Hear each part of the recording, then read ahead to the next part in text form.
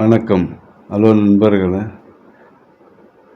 திருவொடுத்தனூரில் சோலையாச்சாரி அனுபவித்து வந்த நிலத்தின் சொத்தின் விவரங்கள் எந்த அளவுக்கு யாரெல்லாம் சதி செய்துள்ளார்கள் என்று இப்போது நான் பதிவிட உள்ளேன். இந்த வரைபடத்தில் காணும் அனைத்து இடமும் சோலையாச்சாரிக்கு உரிமையான நிலம். அவருடைய பெயரில்தான் அக்காலத்தில் பட்டாவில் பதிவாகி உள்ளது. ஓல்டு சிட்டா. இதில் பார்க்க போனால் அப்படித்தான் இருக்கு. இங்கே பாருங்க, இது 123 கீழ் 3.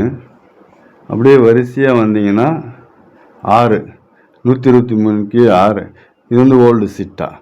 இந்தருங்க, 123 கீழ் 3, 123 கீழ் 6.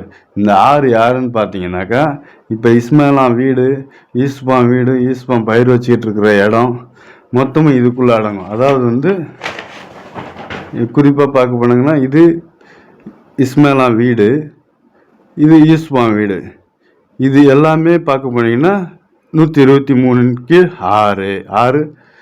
அதுதான் எங்கள் அப்பாவோட உண்மையான பட்டா நிலம். இது எல்லாமே இருக்குது. இதுவும் கூட இருக்குதுங்களா. இப்போது இது குப்பாச்சாரி எங்கேயோ இருந்து வந்து அவரு கொஞ்சம் இடம் எனக்கு கொடு, என்னால் முடியல, வெளியில் போய் எவ்வளோ நாள் தான் உழைக்கிறது அப்படின்னு சொல்கிற அடிப்படையில் இந்த இடத்த அவர் கொஞ்சம் ஓட்டிக்க சொல்லியிருந்தார். கொஞ்சம் நாளாக நீ கொட்டா போட்டுட்டு ஓட்டிக்கிட்டு இரு அப்படின்ட்டு. அதுக்கப்புறம் என்ன பண்ணியிருக்கிறாங்க, சொன்ன 1 மாதத்தில் இஸ்மாயிலான் சாஹிப்புக்கு 8 சென்ட் இடம் இந்த இடத்துல தர்றாங்க. இந்த 8 சென்ட் இடம், இந்த 8 சென்ட் இடம் கரையும் கொடுத்ததுக்கு அப்புறம் பாகப்பிரிவினை நடக்குது. பாருங்க, இது ஓல்டு சிட்டா. நல்லா தெளிவாக புரிஞ்சுங்க. 123 கீழ் 6, 123 கீழ் 6. அது இப்போதைக்கு ஈஸ்பான் கையிலையும் இஸ்மாயிலான் கையிலையும் இருக்குது, அனுபவிச்சுக்கிட்டு இருக்குது. ஆனால் அது செல்லுமான்னு கேட்டால் கண்டிப்பாக செல்லாது. காரணம், இது அவருடைய அனுபவ பாத்தியத்தில் இருக்கிற உண்மையான பட்டா புத்தகமும் இருக்குது. இது ஓல்டு சிட்டா. ரெண்டாவது,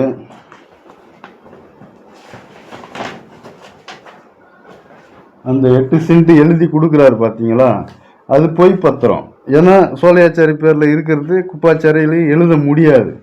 இருந்தாலும் பொய் பத்திரம் எழுதுறாங்க. எழுதுனதுக்கு அப்புறம்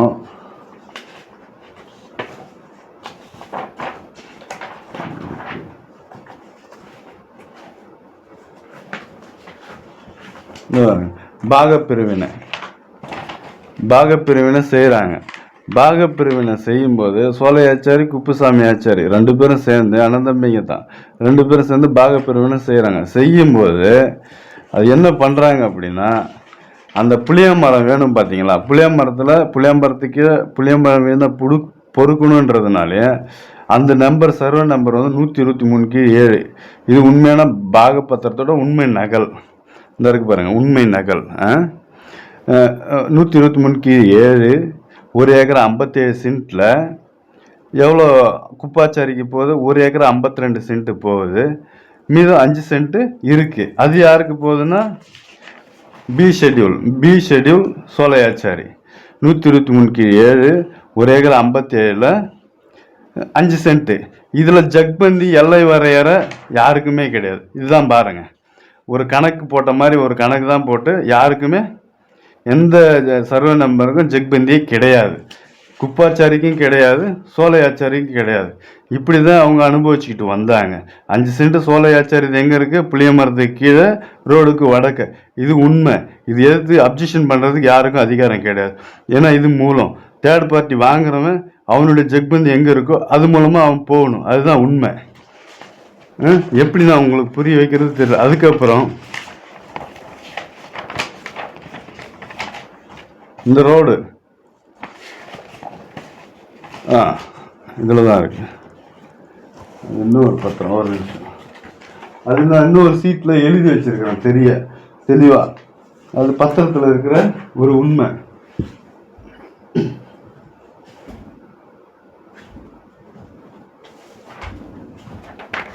இந்த பாருங்க, இதுதான் அந்த உண்மையான நகல். இந்த பத்திரத்தில் இருக்கிறது அது மொழிபெயர்ப்பு பண்ணி இது வச்சிருக்கிறோம். இந்த சோலையாச்சாரி குப்பாச்சாரி இருவரும் அதில் தொடர்ச்சி இருக்கு.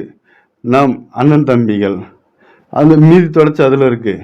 நம்முடைய கீழ்கண்ட பிதுராட்சி சொத்துக்கள் ஏ ஷெட்யூல் 1ஆம் நபர், பி ஷெட்யூல் 2ஆம் நபர். 1ஆம் நபர் கணபதி ஆச்சாரி, இது குப்புசாமி ஆச்சாரி. 2ஆம் நபர் சோலையாச்சாரி. சொத்து விவரம் ஷெட்யூல் பாகபத்திரத்தில் இருந்து மொழிபெயர்ப்பு பண்ணியிருக்கிறோம். 123/7 1 ஏக்கர் 57 சென்ட்டில் 5 cent Solaiachari. Kuppachari 123/7 1 acre 57 1 acre 52 cent. அது அதோட பொருந்திருச்சு. அடுத்து 123/6 இந்தாருங்க, இதுதான் 123/6. இந்த பாட்டைக்கான வழி நான் ஒதுக்கி இருக்கிறேன் பாருங்க. இதுதான் அந்த வழி எப்படி போகுதுன்னா, அதான் பத்திரத்தில் பதிவாயிருக்கு தெளிவா. நம் நிலங்களில் பாதையில் இருந்து நம் நிலங்களின் மேல்புறம் என்றால் ஈஸ்மா வீட்டுக்கும் மேல்புறம் தென்புறத்தில் இருந்து வடபுறம் செல்லும் பாட்டை, அவங்க போடக்கூடிய பாட்டை சுமார் கிழக்கு மேற்கு ஜாதி அடி 10 அகலம் உள்ள இடத்தை அவரவர் இடத்தில் பொதுவில் விட வேண்டியது. இதன்படிக்கு குப்புசாமி ஆச்சாரி சோலை ஆச்சாரி எழுதி கொண்ட பாகப்பிரிவினை பத்திரம். இது பாகப்பிரிவினை பத்திரத்தில் தெளிவாக எழுதியிருக்கிற ஒரு உண்மை விஷயம். புரியுதுங்களா? ஏன்னா எனக்கு சொல்லி புரிய வைக்க முடியல. ஏன் இப்படிலாம் ஜனங்க ஒத்துழைக்கிறது இல்லை அப்படின்றது தெரியல. அவனுங்க நம்பர் 1 திருடர்கள். அது ஆணித்தனமாக நமக்கு தெரியுது. ஏமாற்றப்பட்டோம் நாங்கள்.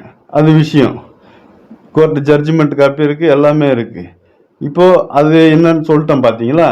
இந்த வழிக்கான வழி சொல்லிட்டேன். 5 சென்ட்டு, இந்த 5 சென்ட் சோலையாச்சாரி பேரில் பாகப்பிரிவினை மூலம் பதிவாயிருக்கிறது நான் காமிச்சிருக்கிறேன். இந்த 5 சென்ட்டு இந்த இருக்கு பாருங்க, இதுதான் அந்த 5 சென்ட். இந்த புளியாமரம் பொறுக்கிறதுக்கான இது அன்னைக்கு உங்களுக்கே ஊரில் சிலருக்கு தெரியும்.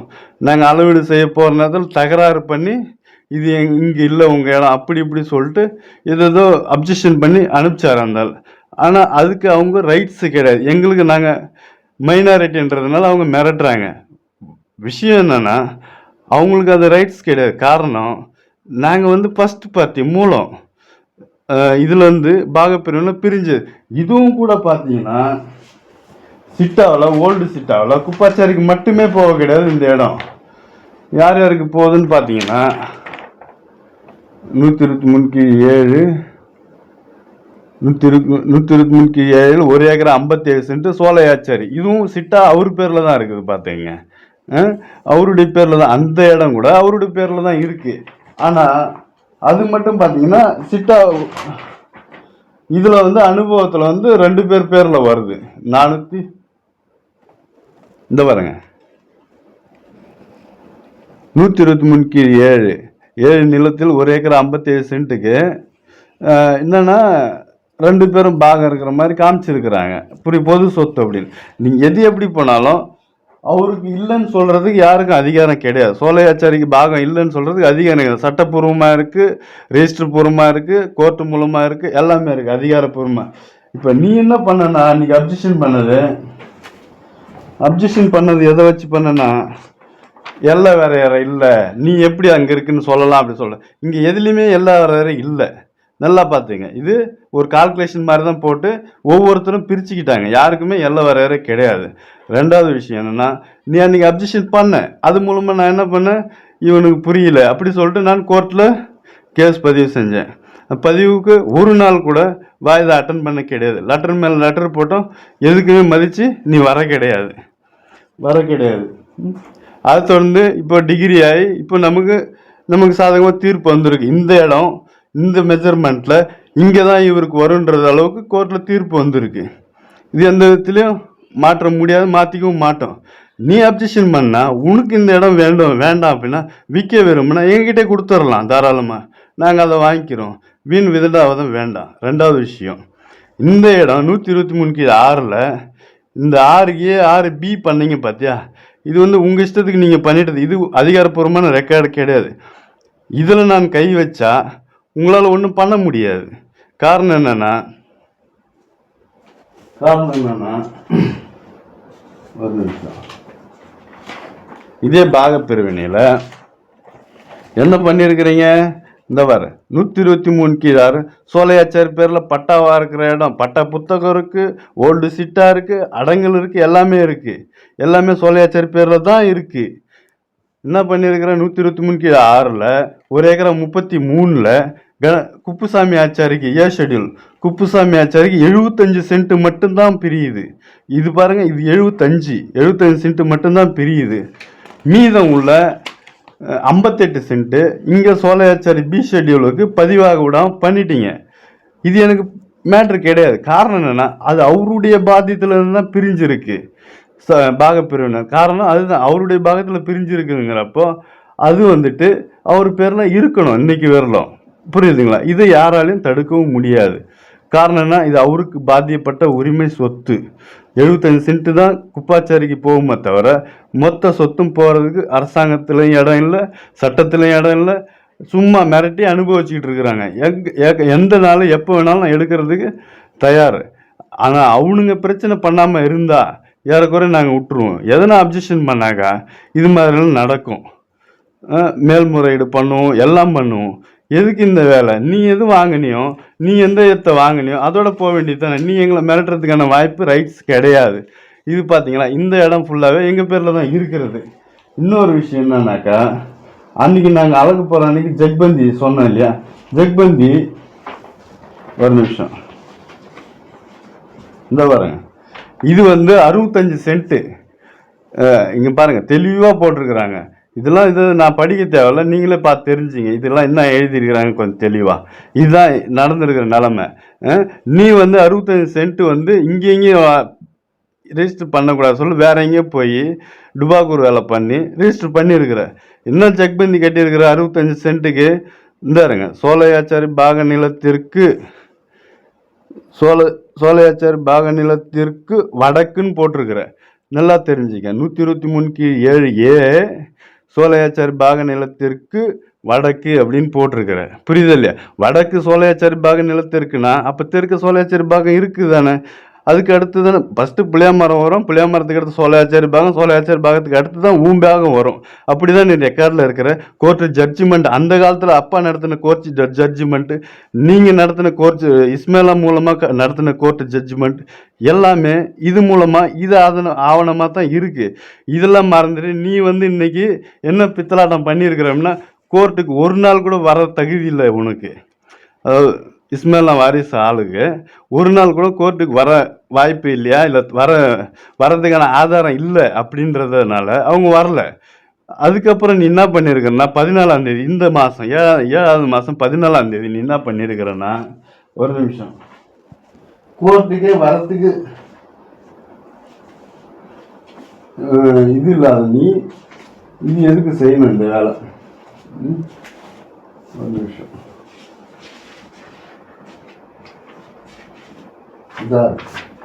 இந்த பாருங்க, இது 14ஆம் தேதி பண்ணியிருக்கிறாங்க. யாரு? சாதுல்லாவோட வாரிசுக்கு இவங்க கரையும் கொடுக்குறாங்க.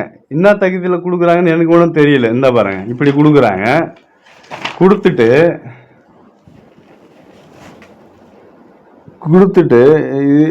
இந்த ஆவணப்படி தான் நீ எழுதி கொடுக்குற. இந்த ஆவணப்படி எழுதியிருந்தா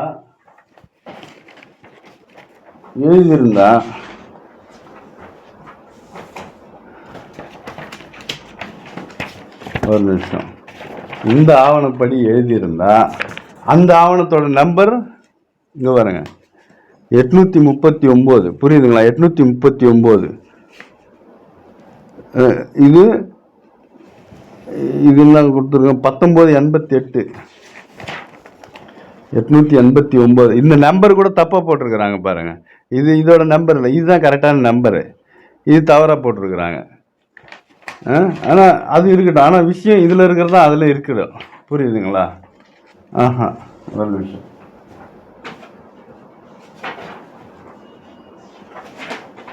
நிமிஷம், இதான் கரெக்ட். இந்த பாருங்க 839 1988 1988 இந்த பாருங்க 1988 839 இது பத்திரம். இந்த பத்திரத்தோட ஆதாரத்தை வச்சு தான் இவங்க இதை எழுதுறாங்க. 14ஆம் தேதி 7வது மாதம் எழுதுறவங்க எந்த வரையறை காமிக்கணும்? சோழாச்சார நிலத்துக்கு வடக்கு அப்படின்னு தான் வரையறை காமிக்கணும் ஜக்பந்தியில். ஆனால் நீ என்ன பண்ண? இதுதான் உரிமை, இப்படி தான் காமிக்கணும், உனக்கு ரைட்ஸ் இதுதான் இருக்குது, சோழாச்சார நிலத்துக்கு வடக்குன்னு தான் நீ கொடுத்துருக்கணும் இந்த டாக்குமெண்ட்டை பற்றி நீ பதிவு இருந்தா. ஆனால் நீ என்ன பண்ண? வரேன்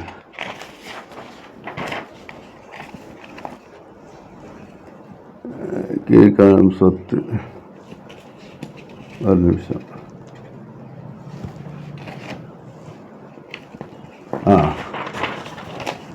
இந்த வரேங்க.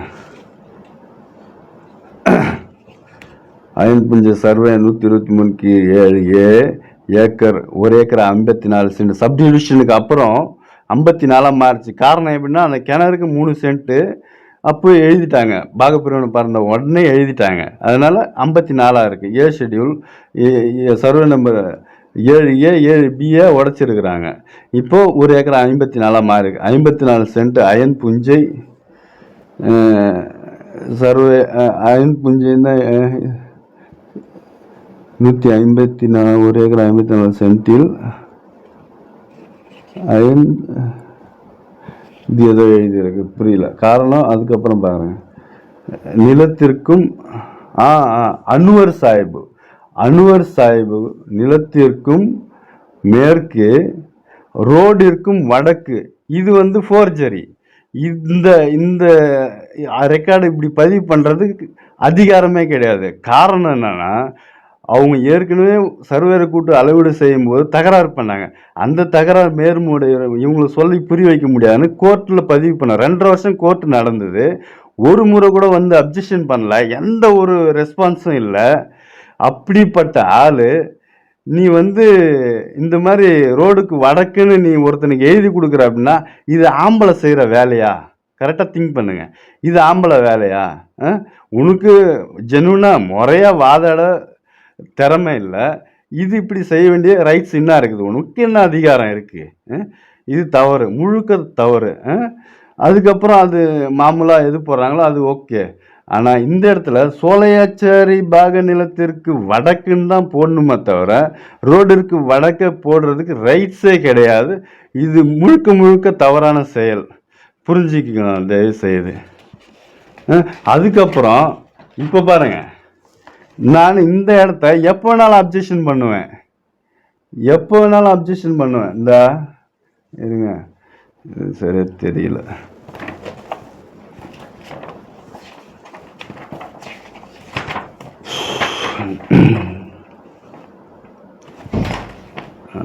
ஏம்மா இல்லைம்மா பேசின்னு தான் இருக்கிறேன். டாக்குமெண்ட் தேடி இருக்கிறேன். என்ன வேணும்? கொஞ்சம் போகிற அந்த இது எங்கே போடணும்னு தெரியலையா? இதில் இருக்கா? இந்தா இருக்கு பாருங்க. இது அவங்க வீடு. எது இதெல்லாம் ஃபோர்ஜரி, தெளிவாக பார்த்துங்க. இந்த கிராம நத்தத்தில் சேர்த்துருக்குறாங்க. எல்லாமே என்னன்னா முறையான ரெக்கார்டு கிடையாது. ஏன்னா சோலையாச்சாரி பாகத்தோட 58 சென்ட் மறைச்ச நீங்கள் இந்த இடம் தானே உங்களுக்கு போகிறதுக்கு அதிகாரம் கிடையாது. ஏன்னா அவருடைய கையெழுத்தில் அவருடைய அனுமதி இல்லை, எதுவுமே இல்லை.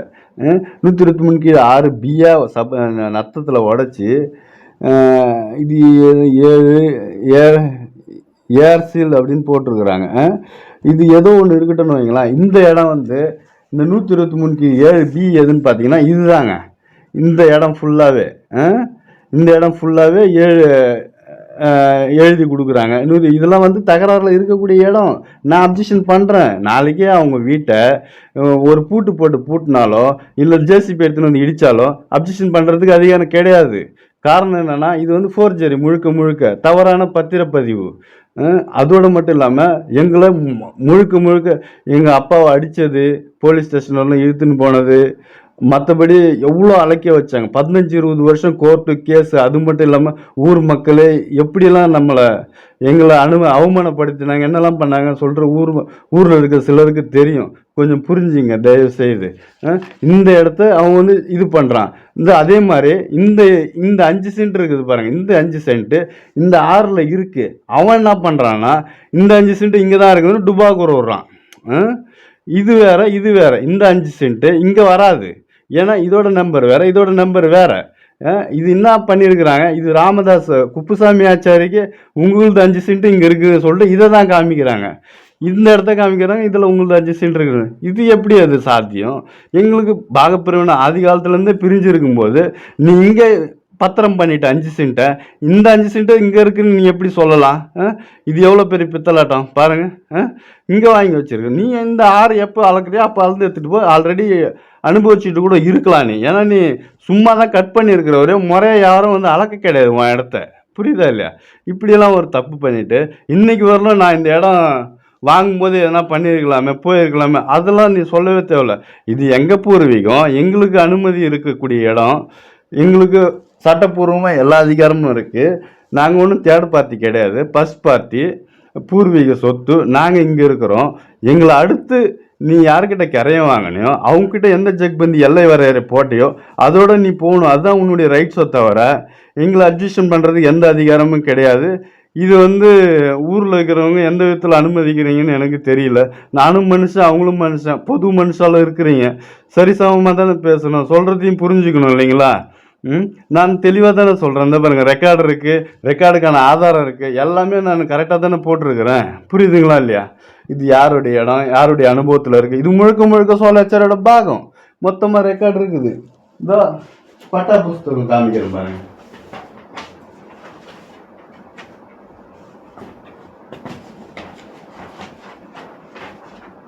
இந்த வரேங்க, இது வந்து நாங்கள் புளியா மரம் எங்கள் பேரில் தான் இருக்குதுங்கிறதுக்கான அத்தாசை இதுதான். புளியா மரத்தோட பட்டா நம்பர் இதுதான் நாங்கள் அனுபவிச்சுட்டு இருக்கிறது. இதில் வீழ புளியா மரம் பொறுக்கணுன்றதுக்காக தான் இந்த 5 புளியா மரத்துக்கும் அடியில் எங்கள் இடம் இருக்குது. 5 சென்ட் அப்போ நிறுத்திக்கினாங்க. அப்படி இருக்குது. இப்போது நான் அந்த ஒரிஜினல் பட்டா காமிக்கிறேன் பாருங்க.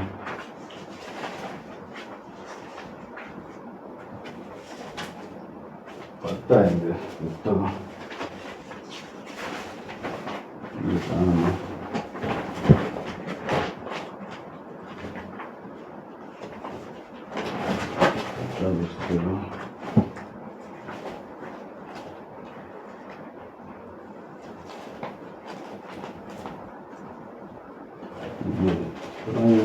இருமல் பரவாயில்ல, கொஞ்சம் போது அவ்வளோதான்.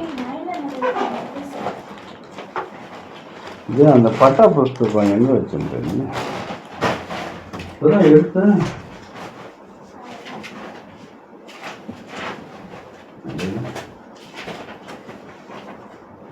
இந்த இருக்கு பாருங்க, இதுதான்.